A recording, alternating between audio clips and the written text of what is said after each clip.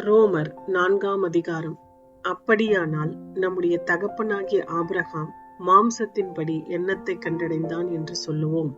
Abraham கிரியைகளினாலே நீதிமானாக்கப்பட்டானாகில் மேன்மை பாராட்ட அவனுக்கு ஏது உண்டு? ஆகிலும் தேவனுக்கு முன்பாக மேன்மை பாராட்ட ஏதுவில்லை.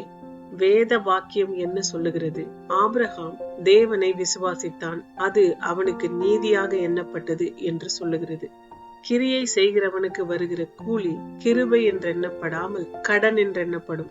ஒருவன் கிரியை செய்யாமல் பாவியை நீதிமானாக்குகிறவரிடத்தில் விசுவாசம் வைக்கிறவனாயிருந்தால் அவனுடைய விசுவாசமே அவனுக்கு நீதியாக எண்ணப்படும். அந்தப்படி கிரியைகள் இல்லாமல் தேவனாலே நீதிமான் என்று எண்ணப்படுகிற மனுஷனுடைய பாக்கியத்தை காண்பிக்கும் பொருட்டு எவர்களுடைய அக்கிரமங்கள் மன்னிக்கப்பட்டதோ, எவர்களுடைய பாவங்கள் மூடப்பட்டதோ அவர்கள் பாக்கியவான்கள். எவனுடைய பாவத்தை கர்த்தர் எண்ணாதிருக்கிறாரோ அவன் பாக்கியவான் என்று தாவீது சொல்லியிருக்கிறான். இந்த பாக்கியம் விருத்த சேதனம் உள்ளவனுக்கு மாத்திரம் வருமோ, விருத்த சேதனம் இல்லாதவனுக்கும் வருமோ?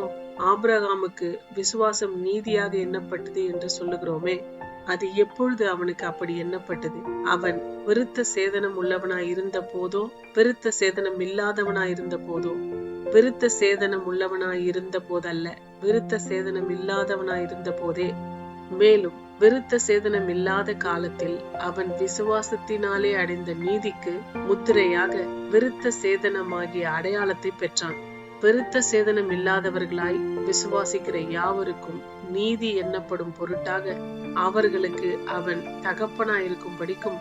விருத்த சேதனத்தை பெற்றவர்களாய் மாத்திரமல்ல, நம்முடைய தகப்பனாகிய ஆபிரகாம் விருத்த சேதனம் இல்லாத காலத்தில் அடைந்த விசுவாசமாகிய அடிச்சுவடுகளில் நடக்கிறவர்களுமாயிருக்கிறவர்களுக்கு தகப்பனாயிருக்கும் படிக்கும் அந்த அடையாளத்தை பெற்றான்.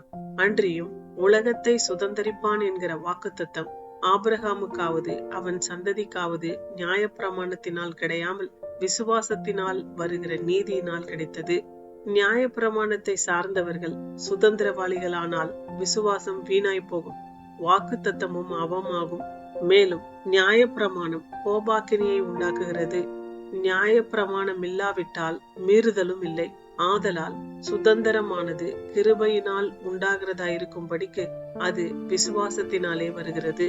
நியாய பிரமாணத்தை சார்ந்தவர்களாகிய சந்ததியாருக்கு மாத்திரமல்ல, நம் எல்லாருக்கும் தகப்பனாகிய ஆபிரகாமுடைய விசுவாசத்தை சார்ந்தவர்களான எல்லா சந்ததியாருக்கும் அந்த வாக்குத்தத்தம் நிச்சயமா இருக்கும்படிக்கு அப்படி வருகிறது.